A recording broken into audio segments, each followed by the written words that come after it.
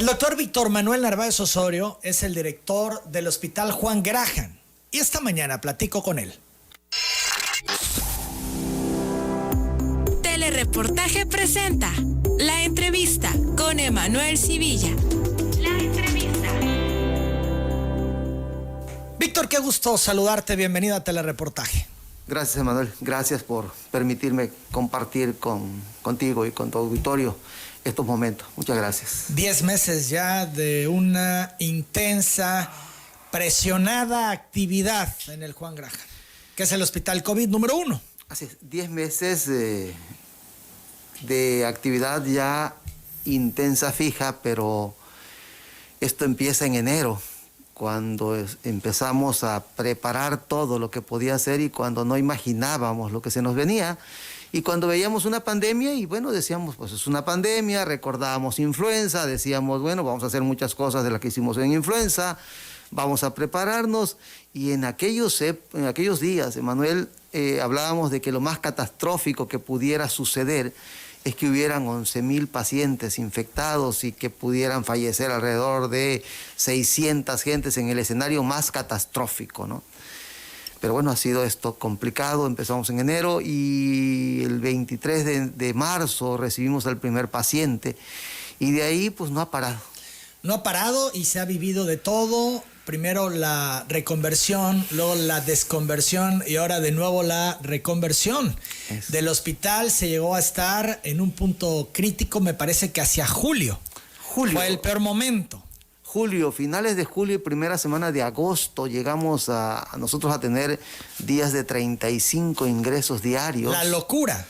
No, increíble. Digo, hubo días en donde, híjole, tú fuiste testigos y momentos que nunca quisiera uno recordar, donde había de repente varias carrozas esperando, aquellas fotos esperando cadáveres, y bueno, momentos difíciles, angustiantes, frustrantes, llenos de una carga emocional intensa, y de ahí pues empezamos a bajar, ¿no? Se tomaron acciones, la gente entendió y se logró de alguna manera contener. Llegamos a tener a 80 y tantos casos positivos diarios, ¿no? Sí. Esto bajó considerablemente tanto hospitalización como casos activos como contagios. Claro, se cayó julio, la primera semana de agosto, y de repente vimos que producto ya del trabajo, del esfuerzo de la gente, de que la gente se convenció, el virus empezó a disminuir en su circulación. Y lo que va sucediendo hoy, nosotros lo sentimos en el hospital en 2 semanas, porque es cuando los pacientes empiezan a llegar. Si hoy todos dijéramos nadie sale de casa, todos nos quedamos aislados, seguramente en 14 días eso nosotros lo veríamos. Y así sucedió en julio.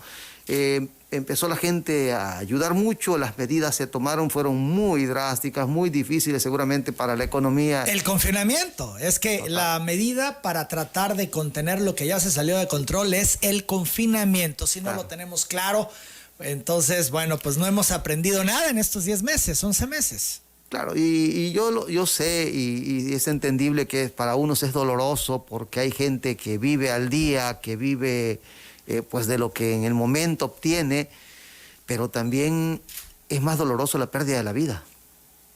Y si no se toman a veces medidas de este tipo, llegamos a tener lo que nos pasó en julio, que no quisiéramos recordarlo, que hoy vive seguramente la Ciudad de México y muchas ciudades más, en donde se están en un punto crítico y que no quisiéramos nosotros regresar, y que es yo creo que el tema que tendremos que reflexionar y volver a regresar y regresar a la película, porque a veces nosotros nos protegemos y los momentos difíciles queremos no recordarlos, no verlos, pero a veces recordarlos ayuda a reflexionar, a poner las cosas nuevamente en su justa medida para poder avanzar, ¿no? Son las 8 de la mañana, 33 minutos. ¿Cómo están los ingresos diarios en el Hospital Juan Graham? Mira, te cuento un poquito para enlazar lo que lo que comentábamos de julio, ¿no? Julio fue un mes caótico, agosto empezó a bajar un poco, julio llegamos a tener alrededor de 750 ingresos en el mes, fue una cosa, te digo, impresionante. Agosto fue bajando, llegamos a 500 ingresos en el mes en promedio, números cerrados. Septiembre se fue hacia abajo y ya recibimos alrededor de 250 ingresos. Y octubre creíamos que ya estábamos listos, ya creo que esto ya agarró camino, diciembre va a haber pachanga, pues tenemos 123 ingresos en todo el mes. En promedio quiere decir que, bueno, tuvimos un ingreso aproximado de 4 pacientes por día. Entonces, bueno, ya eso... De 4 a 35 en julio, claro, toda la diferencia. No, impresionante. Pues nos dio oportunidad de empezar a sacar a nuestro personal un poco de vacaciones, que no lo habían gozado, que ya les correspondía, porque bueno, si tú te acuerdas, bueno, lo normal es que la gente salga de vacaciones en Semana Santa y junio, julio y agosto agarré sus periodos vacacionales, pero esas fechas ni nos acordamos que eran de vacaciones, porque eran los momentos más difíciles, complicados. El momento crítico. Claro, y la gente pues no pudo tomar sus vacaciones y empezamos a sacarlos en octubre. Dijimos, bueno, pues ya estamos cerca, ya podemos soltar un poco, que la gente pues libere también presión, que la gente emocionalmente empiece a estar mejor. Porque, y descanse. Claro, porque es una parte es el agotamiento físico y la otra el agotamiento mental, ¿no? El agotamiento mental no solo del trabajador, sino de la familia del trabajador. El estrés de la familia de saber que llega alguien a su casa y que no sabe si puede en ese momento ya empezar a contagiar, ¿no? Entonces eso es complicadísimo. Y en octubre creímos que ya estábamos, pues, y de repente nos damos cuenta... Perdón, de hecho, para gobierno federal cambió el semáforo de Tabasco a naranja, perdón, a amarillo. Estábamos en naranja y lo cambió a amarillo, sin embargo, el gobierno del estado decidió mantener el naranja. Fíjate que fue una decisión que quizás no lo hemos evaluado en la justa medida, pero imagínate si se hubiera confiado y hubiéramos pasado a amarillo, pues si en naranja estamos teniendo este rebrote, imagínate si nos hubiéramos ido a amarillo, ¿no? Y noviembre viene el cambio, empieza otra vez y empezamos a ver que los ingresos ya no son 4, ahora son 5 y de repente 6 por día y cerramos el mes, yo me acuerdo que el mes de octubre lo cerramos con 23 pacientes internados nada más. Y que el mes de noviembre empezamos a ver que va poco a poco elevándose y cerramos con 48 pacientes internados ya en noviembre. De 23 a 48. De 23 a 48. Esto es el doble. El doble. Y cuando sacamos precisamente cuántos pacientes habíamos atendido 177 pacientes en el mes de noviembre. De esos 177 conservábamos todavía 48 internados. Y empezamos a preocuparnos porque algo estaba pasando, pero diciembre las cosas siguen creciendo. Y en diciembre cerramos con 303 pacientes atendidos. Y ya cerramos diciembre con 95 pacientes internados. Es decir, se volvió a duplicar. Ya pasó de 43 a 48, pero de 48 se fue a 95. Y pues ahí la angustia empieza a ser mucho mayor y sobre todo si vemos lo que está pasando a nivel mundial, pues en el rebrote, ¿no? Claro, y bueno, es una pena porque Tabasco había logrado contener el tema de la pandemia. Esto es, no se puede eliminar porque pues el virus va a estar y nos han dicho por muchos años, por eso la vacuna, claro, y otras cosas, ¿no? Y las medidas que siempre deben de prevalecer. Sin embargo, pues se había contenido de una manera interesante, sí, hacia octubre. Octubre, ya estábamos casi. Y ahora estamos de nuevo en esta película. Cuéntanos de enero. ¿Cómo va enero? ¿Cómo estamos cerrando? Estamos a 29 de enero. Fíjate que enero tiene 2 películas, ¿no? La película 1 es la del 1 al 20, que para nosotros ya era esperada, porque del 1 al 20 íbamos a recibir nosotros a los pacientes que tuvieron sus celebraciones del 24 al 31.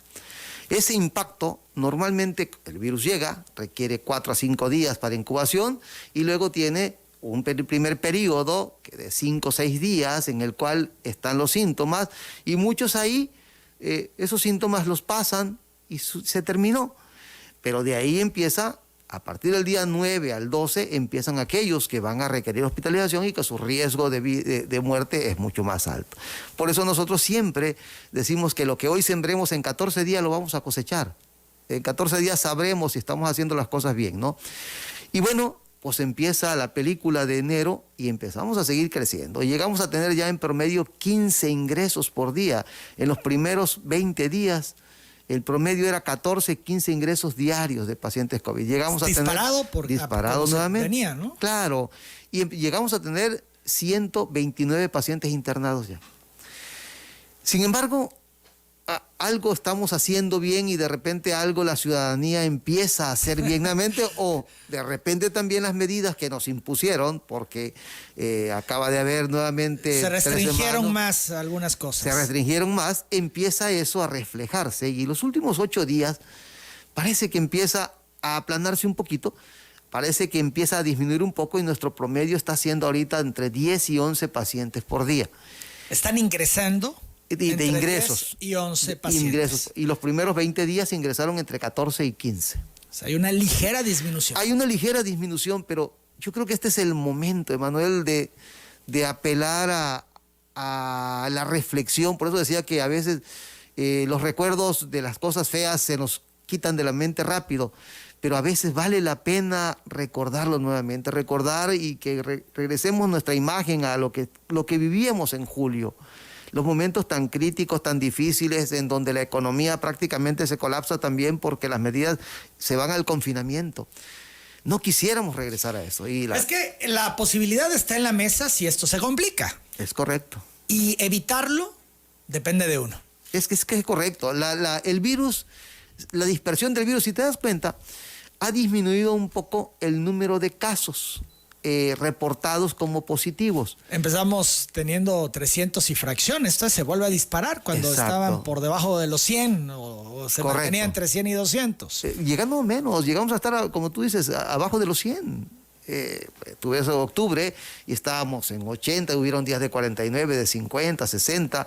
Eso quería decir que el virus estaba dispersándose cada vez menos, cada vez menos. La dispersión del virus se va a dar cuando hay contactos en menos de 2 metros de personas que alguien tenga el virus y que no tenga su protección debida. Y ahí empieza la dispersión. Y un tema que es importante, fíjate que de repente esto nos va enseñando día a día cosas nuevas. ¿Y qué nos enseña ahora? Nos enseña ahora que la parte más complicada es cuando las reuniones las hacemos en lugares cerrados y cuando está de por medio algo de comer o algo de tomar, porque nos tenemos que quitar el cubreboca. Y esas reuniones son las que están impactando y impactaron los primeros 20 días de este mes de enero. Por eso no deben de haber reuniones. Ese es el tema. En resumen. No debe haber reuniones. Evitar las reuniones por eso. Y los sitios cerrados. Por eso justamente. Y los sitios cerrados, importantísimo. Pues de repente la recirculación del virus impacta mucho. El aire acondicionado, que aquí en Tabasco se usa mucho. Es una necesidad. Es una necesidad, pero también es un transmisor del virus. Altísimo. El clima jala y hace circular el virus y lo mantiene circulando. Y vuelvo a lo mismo, pues, si hay movimiento de la gente, si hay reuniones, evidentemente que llega el momento en que te tienes que quitar el cubreboca porque algo vas a tomar, algo vas a comer. Y ahí es donde está el virus. Nos ha tocado ver, Manuel, es una tristeza ver familias que pierden a 1, 2, 3 miembros de la familia. Son las 8 de la mañana con 42 minutos. Víctor, vamos a la pausa. Vamos a conocer historias de la vida real que has podido atestiguar en el hospital, que son unos verdaderos dramas. También vamos a hablar de las reinfecciones. Ayer Claudia Sheinbaum, la jefa de gobierno de la Ciudad de México, decía que en su administración ya se han dado varios casos de reinfecciones. ¿Cómo va ese tema en Tabasco? Y por supuesto otro tema que ha llamado mucho la atención, que tiene que ver con los decesos por COVID. Hemos visto ya que diario nos están diciendo 12, 14, 15, 10... cuando se tenía ya muy baja la incidencia de defunciones y de pronto están ocurriendo muchas. Sí. ¿Qué es lo que está pasando? Estamos platicando con Víctor Narváez, el director del Hospital Juan Graham. Seguimos platicando con el doctor Víctor Narváez. Él es el director del Hospital Juan Graham. Víctor, de hace 10 meses, 11 meses a la fecha, todo ha cambiado porque ahora tienen mucho más conocimiento de las cosas. Claro. Te preguntaría, ¿los tratamientos que se están aplicando hoy son diferentes a los de hace 10 meses? No, totalmente. Ha cambiado muchísimo, Manuel. Iniciamos la atención de una pandemia que no conocíamos, en donde pues habían algunos primeros ensayos de algunos tratamientos, de algunos medicamentos, pero todo era soporte vital del paciente inicialmente, pues.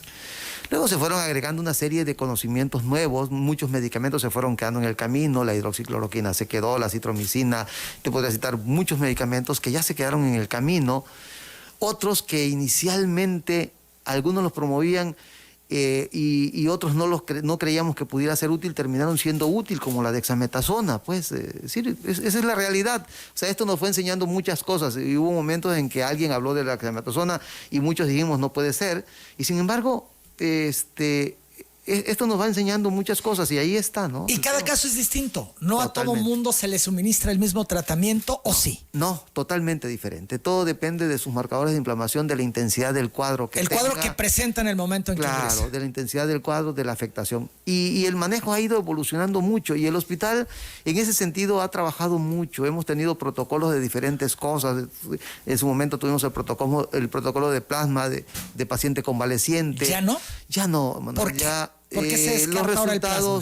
los resultados no han sido los que esperábamos. Después de hacer el corte de un número determinado de pacientes, Le funcionó a algunos, pero no a todos. algunos les funcionó, a otros no hay la certeza estricta y entonces, bueno, pues tenemos que ir explorando nuevo. Ahora vamos a empezar seguramente pronto un nuevo protocolo con el uso de vitamina D, que queremos ver qué tanto podemos ayudarlo, pero todo tiene que ser a través de un protocolo para poder revisar realmente, ¿no? Hay antecedentes, hay las bases del por qué, cómo funciona, y en este camino hemos utilizado algunos otros medicamentos más monoclonales, como el tocilizumab, como el ruxolitinib, que es el Jakavi, y algunas otras cosas más que hemos intentado, un protocolo de termoterapia, en donde se le pone calor al paciente en su espalda, el uso constante ya y sostenido de los anticoagulantes en los pacientes. ¿Qué es lo que desde el principio en esta parte de los anticoagulantes se ha mantenido, ¿no? Así es, eso se ha mantenido. Eso ha sido efectivo desde el primer momento. Efectivamente, porque además el daño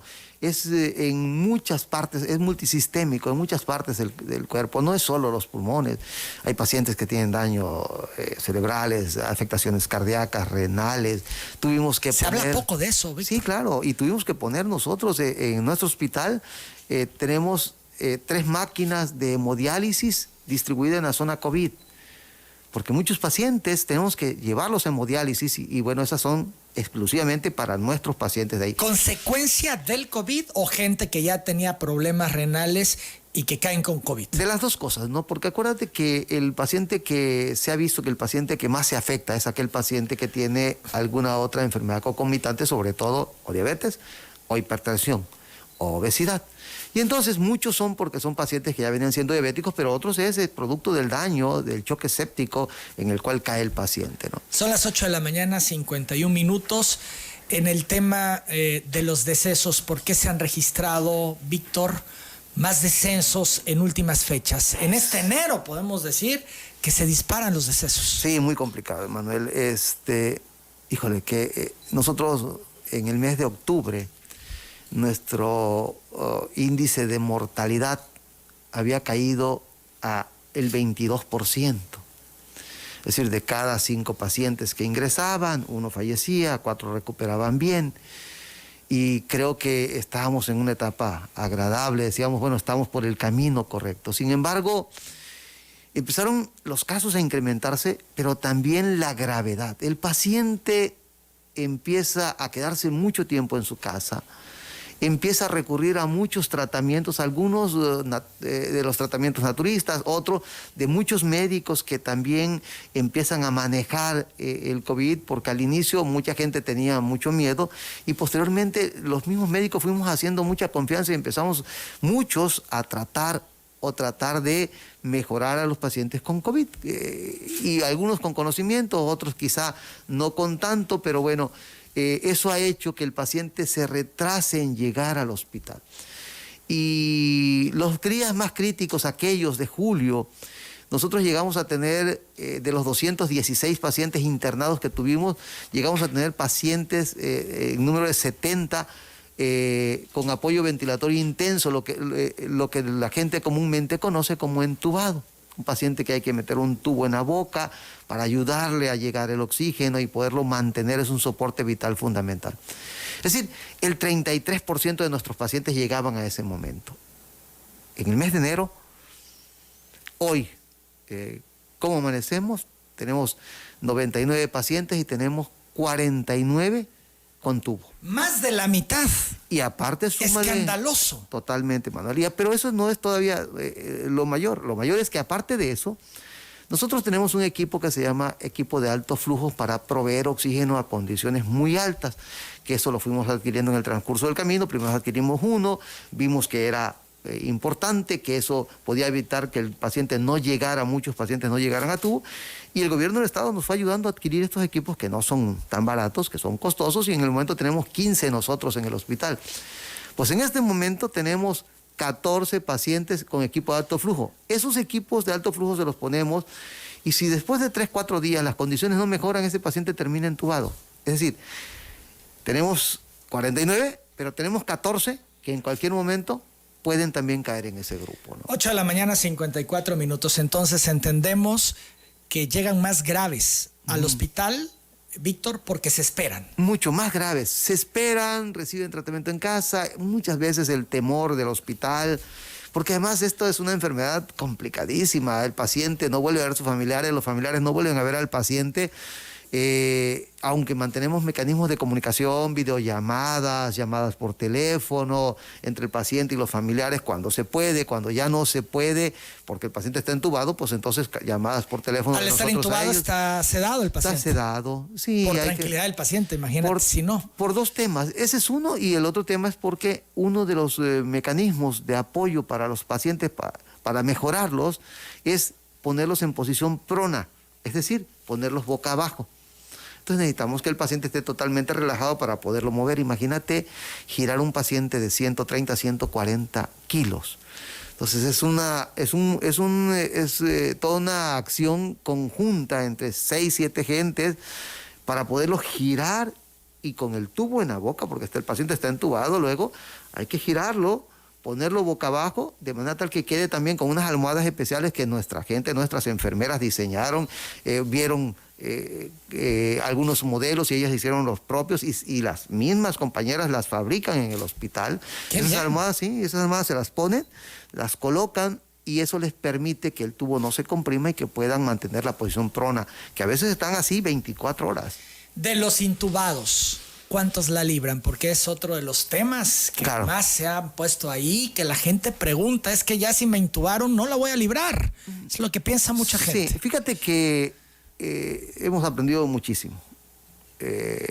Nuestros primeros pacientes entubados, pues desconocíamos mucho de esta enfermedad, desconocíamos de estas cosas, de la posición prona y de muchas cosas, porque nadie las conocía en el mundo, pues, porque esto es un tema nuevo.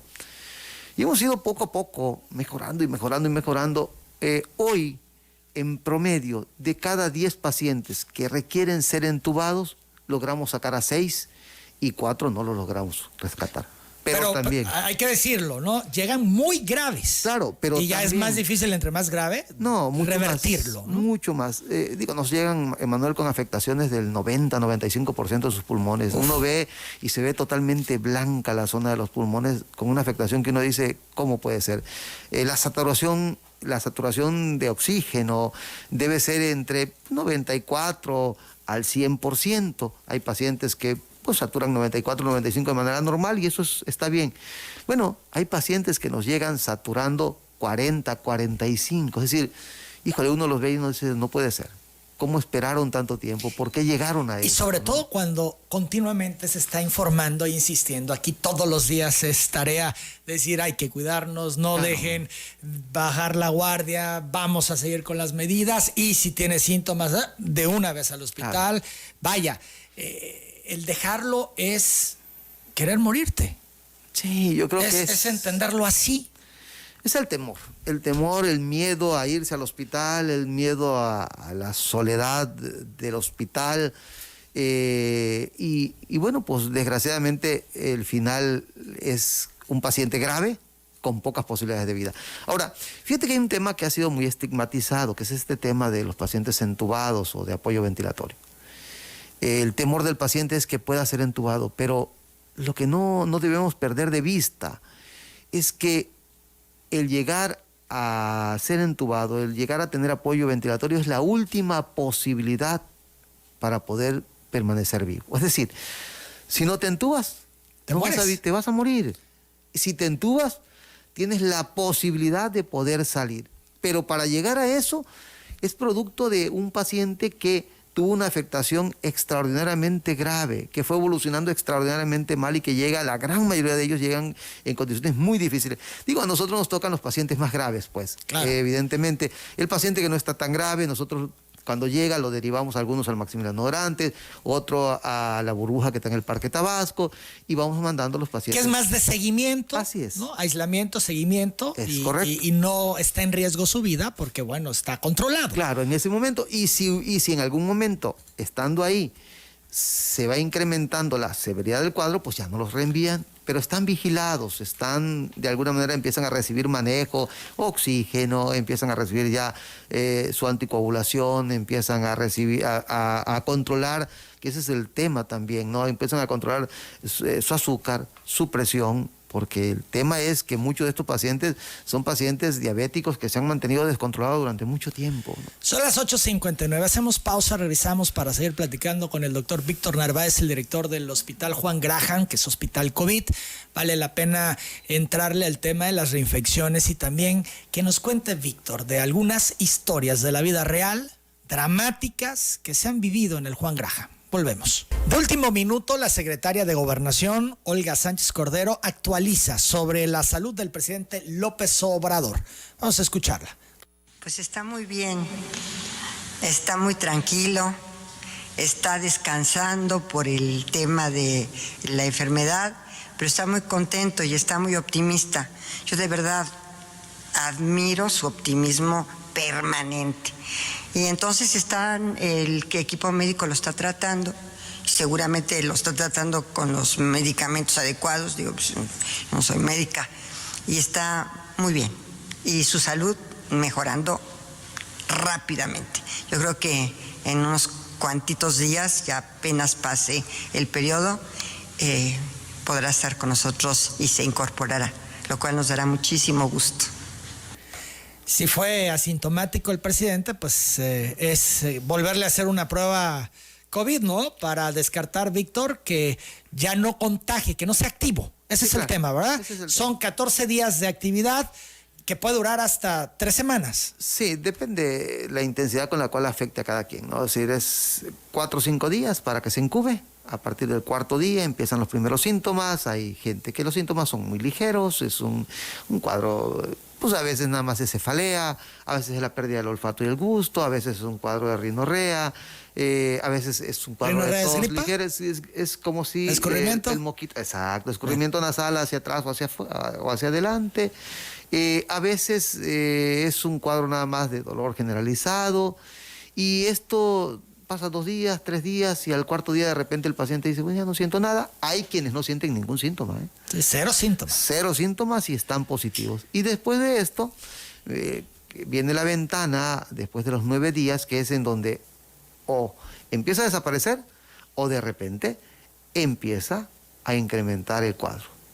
Y el cuadro empieza a agarrar un cariz diferente, ¿no? El padre Rubén Ponce, informamos hace unos momentos que ha informado la diócesis, más bien la parroquia donde trabaja el padre, que están evaluando hacerle una traqueostomía. ¿Qué es una traqueostomía? Sí, Víctor? es para poder retirar el tubo que nosotros le ponemos. A veces la gran mayoría de nuestros pacientes lo hacemos de manera directa. Sin embargo, hay pacientes como él o muchos más que retiramos el tubo y no responde, sus músculos no tienen la movilidad, sus pulmones no caminan y hay que volverlo a entubar. Esperamos un tiempo razonable, lo estabilizamos, 1, 2 días, 3 días, ya está otra vez en parámetros de que vemos que ya está en parámetros y en condiciones de poder retirarse el tubo, se intenta otra vez. Si después de eso el paciente vemos que hay que volverlo a entubar, bueno, pues evidentemente tenemos que ayudarlo. Y entonces se abre...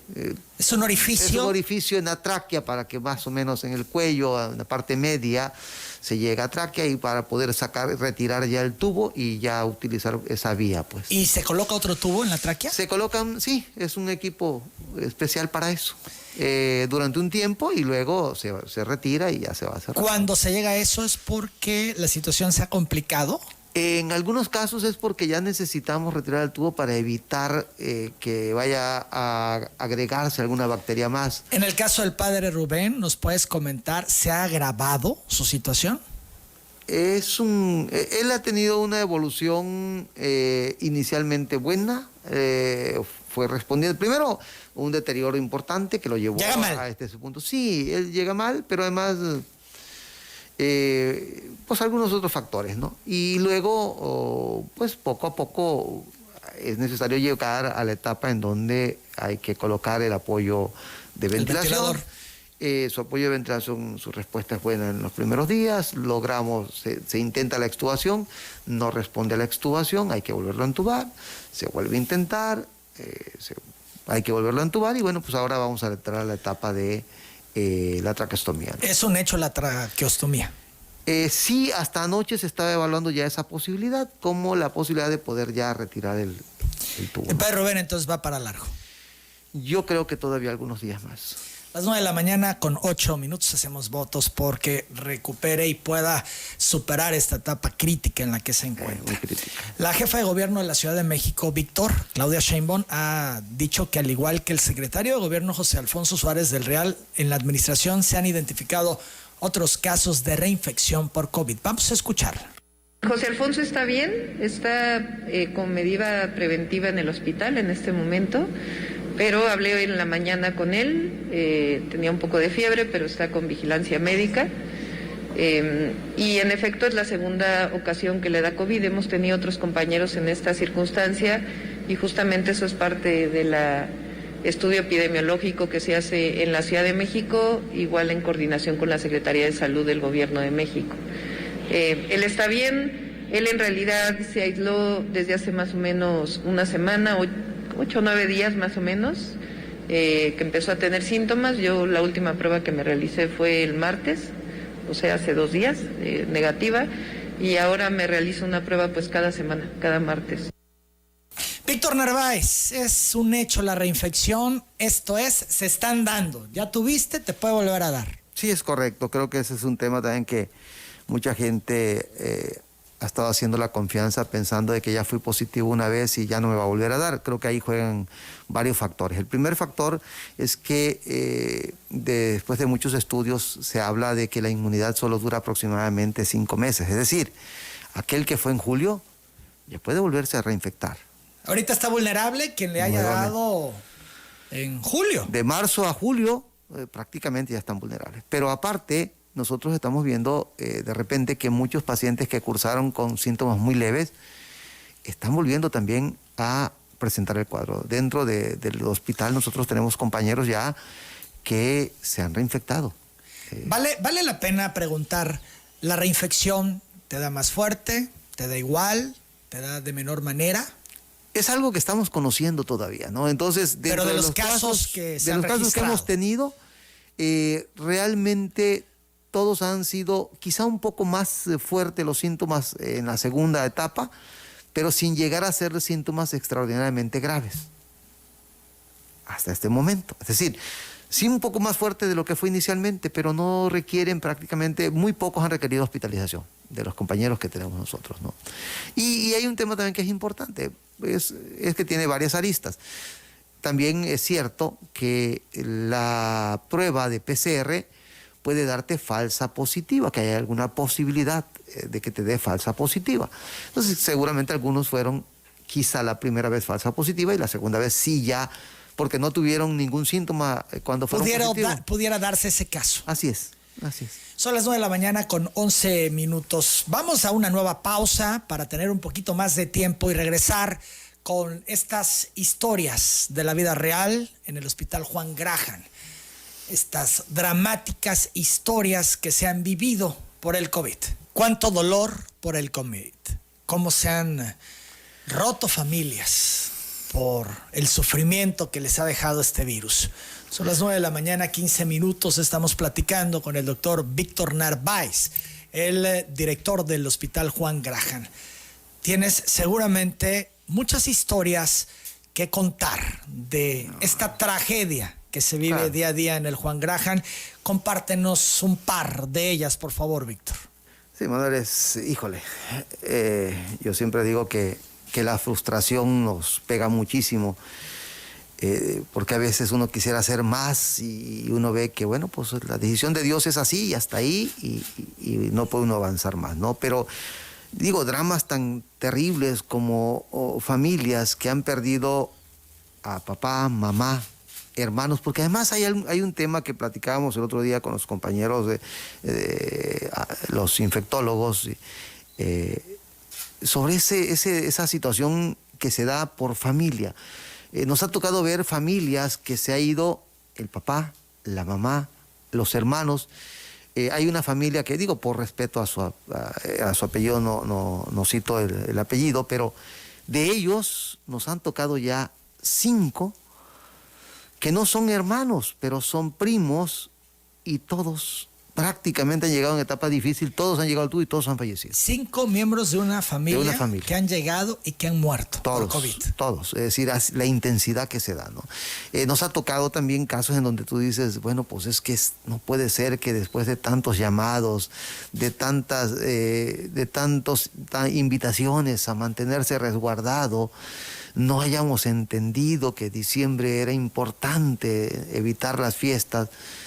Y bueno, pues en este momento todavía tenemos algunos pacientes ingresados de algunas familias que se reunieron y que ya de ellas, la de mayor tamaño, llegamos a tener 7 pacientes internados producto de esa misma reunión familiar, de esa misma, y de esos han fallecido 3, de esa misma reunión familiar. Es decir, uno pregunta y dice, bueno, pues todos estuvieron en la misma reunión.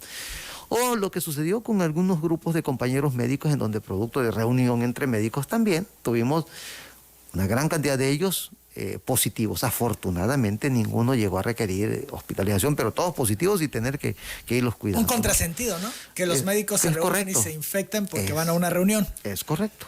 Te digo, se da en todos los niveles. Se da en todos los niveles. Todo el mundo. Lo estamos viendo en todo el mundo, lo que está pasando. Y bueno, eso nos indica que de pronto no entendemos la gravedad del problema.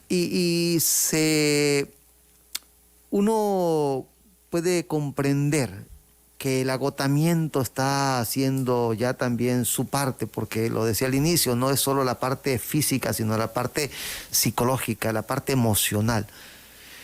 Y uno entiende que hay gente que ya dice, ya quiero salir, y un día de descuido puede significar echar por la borda todo eso que nos hemos estado el esfuerzo de muchos meses cuidándose y demás, por un desliz. Así es. Se puede perder todo. Pero más grave todavía, Manuel, lo que le ha sucedido a muchos abuelitos, que por el agotamiento de los padres, y es que ya mi hijo quiere ver a su abuelito y se lo voy a llevar.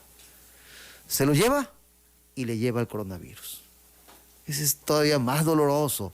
O mucha gente que vino ahorita, muchos que vinieron a visitar a sus papás y que producto de ese viaje, ellos eran positivos y vinieron a ser positivos a sus papás. Son las 9 de la mañana con 19 minutos.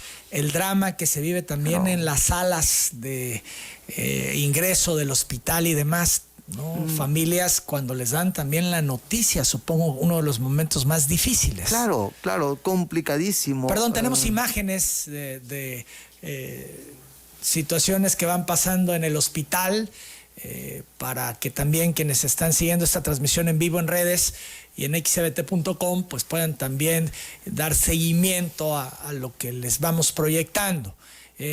Son las áreas COVID, Víctor. Sí, son Estamos viendo áreas COVID. Vemos al personal, entiendo enfermeras, pues con estos trajes especiales, ¿no?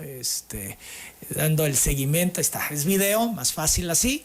Y así están todo el día, todo el tiempo que les toca. Sí, es un sufrimiento, por eso el reconocimiento al personal. La verdad es que es impresionante y entrar con una pijama, ponerse arriba un Tyvek de plástico, ponerse zapatones, ponerse arriba gogles, cubre boca y durante 8 horas, 10 horas, depende del turno que tengan, tener que estar así con calores impresionantes, producto de tanta vestimenta, ¿no? Yo he platicado con algunos médicos que atienden este tema del COVID y nos comparten que hay quienes ni siquiera van al baño las 10 horas, 12 horas que tienen el traje, que procuran no ir porque implica desvestirse y volverse a vestir, que es todo un ritual, todo un procedimiento pues delicado, porque se pueden infectar al desvestirse. El riesgo ahí es altísimo, ¿no? Por la cantidad de virus que ya hay en la ropa, y el riesgo es altísimo. Los movimientos tienen que ser ya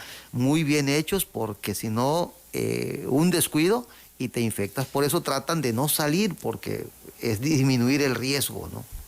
Y de alguna manera no somos conscientes ni empáticos con los doctores, las enfermeras, enfermeros, con los que están en las camilleros, servicios generales, que interactúan químicos, en esto, porque se están arriesgando para atendernos. Están ahí haciendo su parte, que no es nada fácil. Están dando la batalla en esta guerra contra el COVID. Y a nosotros nos vale y hacemos reuniones y no nos cuidamos. Caray. Es difícil, la verdad es que es complicado. Yo quiero aprovechar el medio para hacer un reconocimiento a los compañeros del sector salud. La verdad es que me toca verlo, me toca vivirlo, me toca compartir con ellos, ver ese esfuerzo que hacen, lo que entregan a diario, sobre todo en los hospitales y en el Hospital Juan Graham, lo que ha entregado la gente ahí. Han llegado momentos de crisis, momentos en donde ellos emocionalmente se sienten agotados, pero el compromiso los levanta, ¿no? Y la vocación. Creo que esa es la parte, ¿no? La vocación, el compromiso, el saber que tenemos la responsabilidad en la mano de dar respuesta a una pandemia tan complicada, pero sí ha sido desgastante, y yo los entiendo emocionalmente. Yo cito ese tema, pues emocionalmente, físicamente es difícil, pero emocionalmente, porque es la responsabilidad de vivir lo que tu paciente está viviendo. La carga emocional de los familiares del paciente que quisieran que ya se resolviera. Pero aparte, la carga emocional de repente también de la familia, que también se cansa, la familia que de alguna manera circula a los familiares, ¿no? Estamos viendo ahora en pantalla, ¿qué cosa, Víctor? ¿Una intubación? Sí. Un simulacro de intubación. Así es. Se hace a través de estos módulos. Hay un acrílico instalado para poder hacer este proceso. Es todavía más complicado porque no tienes la movilidad esperada. Le llamaban la caja de la vida, alguien lo diseñó, y esto es para evitar que al momento que el paciente esté exhalando, esa expulsión de virus vaya directo. Es un poco complicado, hay quienes prefieren no usarla porque les limita, como tú bien citas, muchos movimientos, y hay pacientes de difícil intubación, pacientes de cuello corto, pacientes con obesidad, son difíciles para intubar, y eso le quita movilidad, pero también eso protege mucho. Quien se adapta bien a eso, lo protege mucho. Esto es el riesgo a todo lo que da. Sí. No, yo me sumo, Víctor, a este reconocimiento que haces al sector salud porque sí están ahí dando la batalla, arriesgando sus propias vidas, arriesgando a sus familias. Y bueno, pues no nos queda más que reconocerles todo esto que han hecho. Y por eso yo lo que digo es, llega el momento en que ya no es una petición a la gente, porque además tú citabas algo que es importante, ¿no? Está en nuestras manos poder cambiar esto. Y si ya vivimos una etapa tan crítica en julio, híjole, no quisiéramos regresar a esa etapa. Es que el confinamiento, hay que entenderlo claramente, es el encierro. Total. Así, se bajan las cortinas de todos lados y a tu casa, tal cual. Es correcto, Entonces, podemos evitarlo. Tabasco todavía no está en esa decisión Estamos en la ruta si seguimos a como vamos. Fíjate lo que dice el gobernador de Puebla, Miguel Barbosa. Él señaló que la entidad está en semáforo epidemiológico rojo por decisión que su gobierno ya había advertido por la situación de la pandemia. Tuvimos un día, el de ayer, que en cuestión de COVID es muy, muy grave. Y ya el reconocimiento de que Puebla está en rojo es un asunto que lo habíamos venido advirtiendo. Las medidas que hemos establecido deberán de dar resultados en días siguientes. Estamos en rojo. Y es que dice que hasta ahora la respuesta de la gente no ha sido la que se esperaba. Yo espero la solidaridad de la gente. La solidaridad con la misma gente. Hoy todavía no tenemos la respuesta que esperábamos, pero las medidas tendrán que generar su resultado. Clarito. Sí, Manuel. La gente no tuvo el comportamiento que debía y orilló al gobierno de Puebla a decretar el rojo. Es correcto. Tal cual. Y eso puede pasar en Tabasco. Claro, y ya pasó en su momento, pues, y no quisiéramos que eso sucediera, pero también nosotros entendemos que la solución está en la mano de la gente, la solidaridad de la gente. Y creo que muchos lo han hecho bien, pero también hay una cantidad todavía de gente que no lo hace bien y que requerimos que lo haga bien. El gobernador de Guerrero, Héctor Astudillo Flores, también anunció que su entidad regresó a semáforo rojo por el incremento de casos. Ayer hizo el anuncio. En Guerrero hemos rebasado las 3,000 defunciones. El aumento del contagio ha sido lamentablemente tan importante que ya no solamente está en las calles, en los antros, en los bares, está en el interior de la convivencia familiar. El 80% de los contagios se está dando en encuentros y reuniones familiares y de amigos. Como gobernador, he tomado la decisión de aplicar medidas más estrictas en base al elevamiento de los indicadores de la presencia de la pandemia. Estas acciones limitarán la movilidad en los espacios públicos. Tenemos que suspender todas las actividades no esenciales. Así las cosas, también en Guerrero, o sea, 2 estados ayer decretan el rojo por la situación que se está viviendo y nosotros tenemos una gran oportunidad de permanecer en naranja, incluso de mejorar y bajar amarillo como ocurrió en octubre. Es correcto. Pero si hacemos lo que tenemos que hacer, si nos confiamos o si de plano nos vale, no se extrañen que lleguemos a rojo. Y nos las habremos buscado nosotros. Claro, está en nuestras manos. Y un tema también, Emanuel, que yo quisiera también apelar a la sensibilidad de la gente es, si ya te sabes positivo, si ya sabes que eres positivo, no salgas. Cada vez nos toca ver más gente que aún siendo positivo, sale. No tiene conciencia de la dispersión de virus que está haciendo. Y del daño que puede provocar. Daño que provoca a los demás, es correcto. Entonces yo sí apelo mucho a esa parte, a la conciencia de la gente, a que recuerden que lo primero que tiene que hacer alguien cuando se sabe positivo, sabe que tuvo contacto estrecho o cercano con alguien que fue positivo, hay que aislarse, hay que pensar en los demás, hay que pensar en unos, pero también pensar en los demás. El virus lo vamos a poder disminuir, vamos a poder disminuir la dispersión si nos retiramos entre nosotros y si aislamos a quienes tenemos que aislar. Son las 9 de la mañana, 29 minutos. ¿Cuál es la máxima capacidad de atención que se tiene en Tabasco para pacientes COVID en hospitales? El Hospital Juan Granja tiene 236 camas. En general en el estado llegó a ser de 1,100 camas.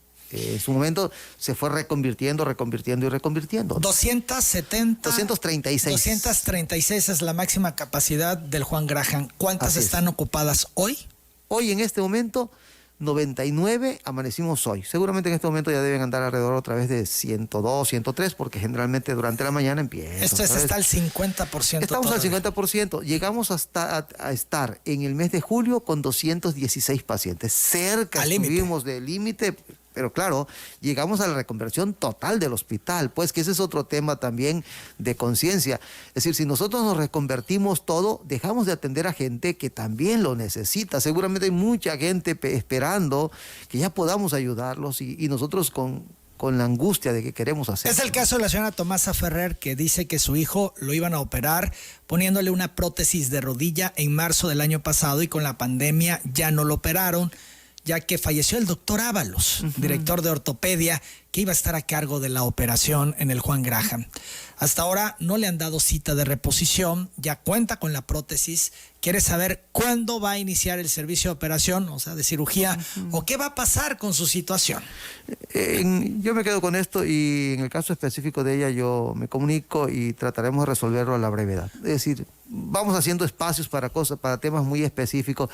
Quisiéramos, por eso apelamos a la voluntad de la gente, quisiéramos que nos dieran oportunidad también de atender otro tipo de pacientes, que no solo afectamos a los demás cuando hacemos dispersión de coronavirus y los infectamos, sino también le estamos quitando la oportunidad de poder ser atendido a otro tipo de otros pacientes como este caso. Como ¿no? este caso, claro. Y también remarcar, los doctores también mueren por COVID, las enfermeras, claro, la gente que está en esto todos, y que está arriesgando su vida. Claro. Rosa Escalante Álvarez te pregunta, Víctor, si las personas que sufren de taquicardia pueden recibir la vacuna contra el COVID. Habría que ver cuál es la causa específica de la taquicardia. No es una contraindicación total, ¿no? Jesús Mario Torres Martínez dice que un familiar se contagió de COVID el 25 de diciembre, resultó positivo, el 25 de enero se practicó nuevamente la prueba y resultó de nuevo positivo. Pregunta al doctor Narváez, ¿por qué? Se supone que es de 14 a 21 días. También le pregunta si aún contagia. Agrega que sigue en aislamiento. Sí, aún contagia. Son casos aislados, casos diferentes. Lo normal es que les puede durar mucho. Sí, puede llegar a durar. Nosotros tenemos casos que han durado hasta 2 meses. Uf. Y siguen contagiando. Es decir, siguen siendo activos. Dentro de mi grupo familiar, yo te diría, una hermana estuvo prácticamente casi 2 meses positivo. Es así. María Jesús de la Cruz Izquierdo le dice al director del Juan Graham que a su cuñada le detectaron hace 5 días que tiene COVID, está embarazada, tiene casi 6 meses de embarazo, tiene tos y gripa únicamente. En el seguro le recetaron paracetamol, ambroxol y loratadina, parece que dice. Le pregunta qué riesgo puede tener ella y su bebé. Hay que mantener la vigilancia. Yo le diría, un caso específico, es muy específico, hay que mantener la vigilancia, puede activar el parto, entonces hay que mantener la vigilancia, ¿no? María Guadalupe León Magaña pregunta al doctor Narváez por qué no entregan foto de las personas fallecidas por COVID a sus familiares para comprobar que es la persona que está en el féretro. Quien lo solicite lo podemos hacer, incluso quien lo solicite en su momento le prestamos el traje y puede entrar con los riesgos que esto significa. Sí, toman el riesgo de entrar, claro. Pero ese es todo un drama porque el paciente muere solo. Sí, es complicado. Y los familiares difícil. También después no pueden ni siquiera despedirse. Claro. Porque ya cierran el féretro. Sí, no, es dificilísimo, complicado. Es una tragedia. Es un drama difícil que nos toca absorber. La gente, hemos tenido de todo, hay gente que hemos tenido que enseñarle el video de los últimos minutos de vida para tranquilidad de ellos, porque además todos nuestros pacientes de alguna manera los mantenemos monitorizados con una cámara para poder estar también siempre pendiente de ellos. Por eso es complicadísimo, no es fácil, ¿no? Son momentos difíciles, los entendemos. Hemos tenido casos en donde de repente me dicen es que quiero verlo. Bueno, pues tenemos que ponerle un traje y ya asumiendo los riesgos que esto pueda significar y lo pasamos a que pueda. Pero qué cosa tan espantosa, en verdad. Si logramos entenderlo y proyectarlo, nos comportaríamos de otra manera. Sí, seríamos mucho más responsables.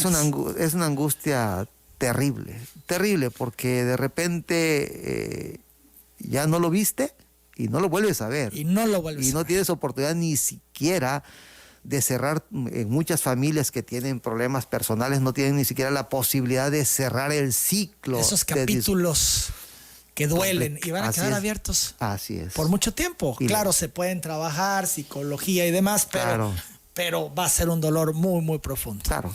Señor Natividad García López pregunta a Víctor Narváez cuándo habrá citas en el área de oftalmología y urología del Juan Graham. Urología ya tenemos cita, puede acudir. Oftalmología todavía no. En octubre ya programamos los primeros pacientes para cirugías de catarata y que íbamos a arrancar, pero bueno, con la reconversión no podemos ahorita hacer esta parte, por eso es el llamado a ayúdennos, aíslense, por favor, lavado de mano, uso de cubrebocas, sana distancia, déjennos ayudar a gentes como esta que requieren también que podamos hacer algo por ellos, ¿no? Marley Molina te pregunta sobre las citas en traumatología y urología. Ya hablabas de urología. Urología ya hay, traumatología todavía no, a menos que sean casos muy específicos, como los pacientes de prótesis, por ejemplo, que podemos con mucho gusto buscar hacer un espacio para poder resolverlo, ¿no? Bien, hay otras personas que hacen preguntas. Ya no me da tiempo, tengo que ir a la pausa, Víctor. Te entrego todo. Además, sí, otras muchas que te felicitan y te saludan por el trabajo que han realizado. Todo tiene el teléfono. Gracias, para que puedas hacer contacto con ellos. Yo agradezco mucho la disposición siempre de hablar de estos temas, de ponernos al tanto, de ventilar estos asuntos, y ojalá que después de que la gente te haya escuchado esta mañana tengan mayor claridad y mayor conciencia de lo que estamos viviendo.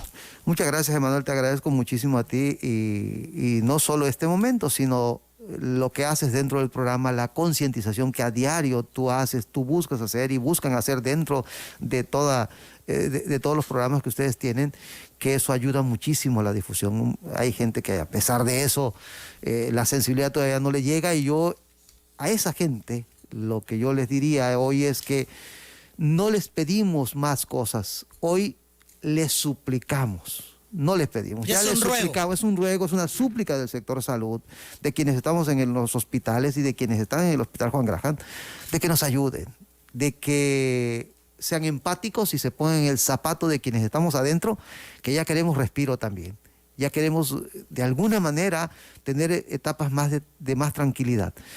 Queremos ver menos pacientes ingresados, pero eso, la única manera de hacerlo es que la gente entienda que tiene que conservar la sana distancia, que tiene que evitar las reuniones, que tiene que lavarse las manos, que tiene que usar el cubrebocas. Si esto lo hacemos, vamos a poder transformar esta realidad. La vacuna no va a resolver el problema de la noche a la mañana, requiere un tiempo. Primero requiere la producción y luego requiere la aplicación. Y entonces esto es un tiempo, y seguramente el virus va a mutar.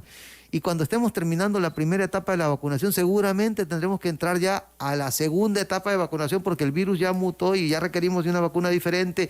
Y esto no va a concluir ahí, pues. Esto, quizá la solución es cuando tengamos ya un antiviral como esto que ahora ya empieza a hablarse en España. Pero también, si nosotros hacemos lo que tenemos que hacer, evitamos que el virus recircule. En nuestras manos y para está, llegar ¿no? a eso todavía le falta tiempo, por claro. eso es importante eso, ¿no? Raúl Claro. Ojeda escribe en Twitter de nuevo: nuestro reconocimiento a todos los que integran la comunidad del Hospital Juan Graham por su profesionalismo, entrega y pasión por salvaguardar la salud de nosotros, poniendo en riesgo su propia vida. Bien por el doctor Narváez y por todos los que ahí entregan su corazón por Tabasco. Sin duda, nuestro reconocimiento y una felicitación, Víctor, por pues esta batalla que están dando contra el COVID, no solamente en el Juan Gran, es en el sector salud en general, en los hospitales, claro, donde se está atendiendo todo esto. En el sector salud, y algo que yo no quisiera dejar de citar, Emanuel, porque a veces pues no le damos la dimensión justa a las cosas. La verdad es que no ha habido límites en el gobierno del Estado. La verdad es que para los apoyos. Para los apoyos. La verdad es que quien ha tenido que recurrir a la práctica privada y se ha internado en algún hospital sabe cuánto cuesta la atención de esto. Y en el hospital no ha habido límites para los pacientes. Y no cuesta nada. No cuesta un solo peso. Todos los medicamentos necesarios están ahí. Se ha equipado, y el gobernador, yo tengo un agradecimiento muy especial en ese sentido, porque no ha puesto límites, nunca ha habido un no se puede. Lo que hemos necesitado lo hemos tenido, lo que la gente y los compañeros necesitan se ha conseguido. Cuando no lo tenemos en el momento es porque a nivel nacional no existe en ese momento, porque hay desabasto, pero en serio ha sido un esfuerzo extraordinario del gobierno del Estado. en ese sentido, y la labor también de gestión de la doctora Silvia ha sido extraordinaria, una gente solidaria totalmente, una gente a la cual yo lo único que le puedo decir es gracias a nombre de todos los que estamos en el hospital, porque ha sido extraordinariamente solidaria con nosotros. Y al gobernador, pues el agradecimiento siempre, porque ha sido muy solidario también en ese sentido, ha estado siempre atrás, siempre pendiente, siempre hablándonos, a veces a 10 horas de la noche nos habla para preguntar cómo van las cosas, pero siempre pendiente, pues, y eso a uno lo compromete muchísimo más todavía, ¿no? Gracias, Víctor Narváez, por el tiempo de estar aquí con nosotros y compartir todo esto con el auditorio. Gracias, Manuel. Gracias a todos. Saludos a todos. Es el doctor Víctor Manuel Narváez Osorio. Es el director del Hospital Juan Graham. Vamos a la pausa.